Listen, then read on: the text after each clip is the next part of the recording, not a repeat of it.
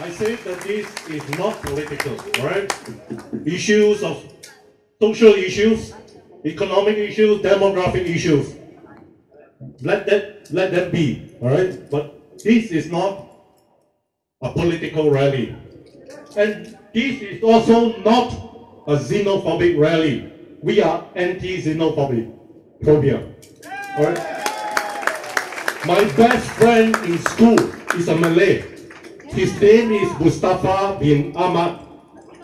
He graduated from the University of Singapore in those days in 1971 or 72. You can check it, with an upper second honors degree in mathematics. He's my best friend. All right?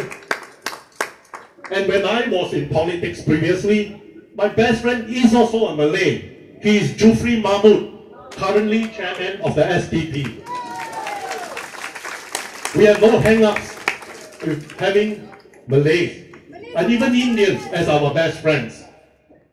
This is not to stir up any anti-foreign feelings or sentiments. All right? Trust us, we want to bring out issues only. All right, and with that, I would like to call upon my next speaker, Miss Sem Teo.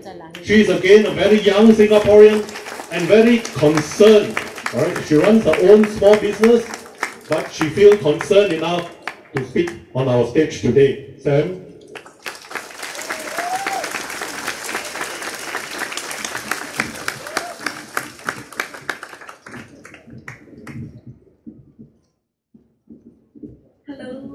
Hello. Actually, I have a little bit of stage fright and crowd here, but I will let them know, so but it's really good now. Hello Singapore, hello everybody. A very good afternoon to all of you. First of all, I'd like to say a big thank you to Gilbert for getting all of us here. And thank you everyone for coming and to make our voices heard. No to populated Singapore. Thanks Gilbert for your hard work, appreciate that. My name is Sam and I am a Singaporean. I just came back to Singapore after living overseas for many years. The reason why I left was because I couldn't find a suitable job back then. Oh, okay, alright, I'm sorry. Okay, I recently returned with thoughts that Singapore has changed for better. I lost touch with. Did you hear that I said that I used to live abroad for many years? Okay. Yes. Okay. I recently returned with thoughts that I thought Singapore has changed for better. In fact, I lost touch with Singapore and I did not realize things are not the same anymore. Living here day to day seems harder, and it's not easy to find a job even if you have a degree or working experience. And what makes it worse is the crowd everywhere. I'm not sure about anybody here is like me. I have claustrophobia in the train. Yeah, okay. I just want to share with you one of my experience when I first came home. I was at Tanjong Pagar MRT station. I was waiting for a lift because when I left before 6 years ago, there was no, I'm not sure if I'm wrong or right, there's no lift to what I know, the lift for the less fortunate or disabled people. So what happened is, what I saw is, I was standing just right at the back of the lift, just to give way to the person, a man in wheelchair. When the lift came, what I saw was people dashing in. I couldn't believe what I saw and was in anger at that moment.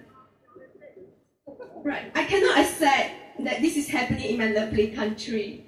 I felt very hurt that we have become a society that is overstressed and insensitive to people around us. I will never like it, and I will not willing to accept an overpopulated country, Singapore. The roads in Singapore are very different too. It's becoming very dangerous and extremely congested. All because we are overpopulated and people are losing their patience. I cannot understand anything on the white paper planning on the worst case scenario to 6.9 million. I remember growing up very happy with lots of space. Even life was hard for my parents. I do not see our life is getting better even after a decade. People are not happy. the way things are now. If the population is going to get any higher, our quality of life is definitely going to be affected by the common people living and working here. What is enough for economic growth? There are many Singaporeans still jobless and Singaporeans struggling to make ends meet. By increasing the population just for economic growth or for the benefit of the government or the people of the country. Moving on. Recently, I felt so ashamed to hear this from the government I respected since I was a child. Pass on the white paper that says nursing, retail, and office admin is categorized as low-skilled jobs. I do not know any jobs that can be called low-skilled. Minister, low-skilled. I've been hearing the government giving speeches, and up to today, I still cannot understand why would the government want to do things against the wishes and happiness of his people. Will our government recognize the hard work of professions that was labeled as low-skilled categories? Because they never worked there. That's the reason. They never done the waitress job. They never cleaned the toilet. I did. I cleaned the toilet in Australia when I was a student there, just because I want to earn some living expenses, not to burden my parents. I did pay $10 an hour just for your information. It's not too bad, and hourly rate to work in the restaurant during like many years back, more than a decade is $11. That's pretty good, right? Even better than the I don't know what's the rate now. I think it's about $6 or $7 an hour. Yeah. Peanuts. $5, $4. I heard McDonald's maybe $4.50. I tried to apply a job in McDonald's, but they didn't want to take me in. Okay, aren't the people, regardless of their jobs, as important? Must we live in a society that only money counts? No! And die in regret? No!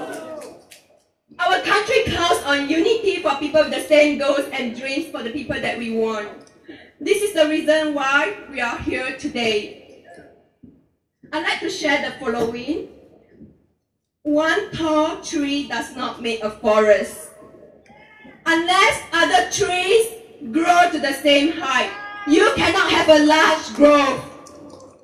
A true leader is devoted to raising capable people to whom the future can be entrusted. The greatness of truly great people lies in the appreciation of the ordinary. As the saying goes, the fish always starts to rot from the head.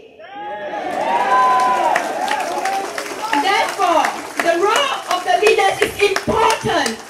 Everything is determined by the leader's behavior. There is a passage as well in the Romance of the Three Kingdoms that says, only those who possess genuine wisdom and virtue win the highest regard from the people. Should there be a leader when we do not lie?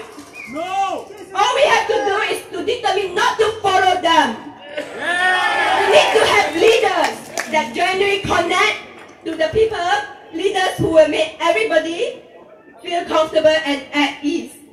Let's not be fearful anymore and speak up for changes. I say no to increased population. Singapore is not okay.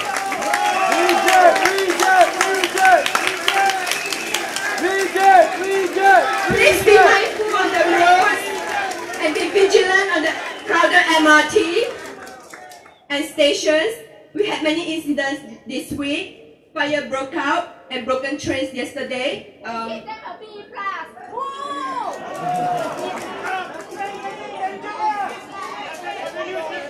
And one more thing, please also stand on the left side of the escalators and give way to people moving on the right. And be safe always. Thank you very much.